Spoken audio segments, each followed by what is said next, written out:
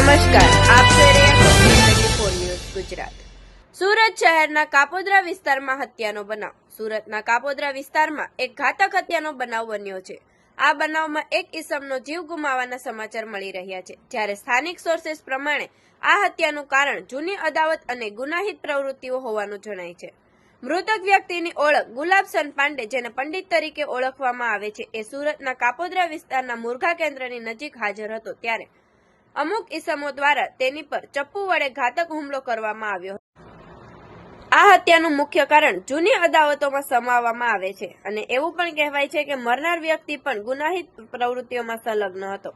આ ઘટના બાદ પોલીસે તપાસ શરૂ કરી છે। આ હુમલાના સમયે હુમલાખોરોને ભાગીને ફૂંકાવાની શક્યતા છે। પોલીસે કુલ 11 થી વધુ લોકોની પૂછપરછ શરૂ કરી છે અને હુમલાખોરોની ઓળખ માટે તપાસ ચલાવી રહી છે। હત્યા કરનારા વ્યક્તિઓની તાદાદની પુષ્ટિ કરવાના પ્રયાસો ચાલુ છે। પોલીસનું માનવું છે કે આ કેસમાં જૂની નફરત અને ગુનાહિત કસોટી મહત્વપૂર્ણ હોઈ શકે છે। આવા અવનવા સમાચાર જોવા માટે જોતા રહો P24 ન્યૂઝ ગુજરાત।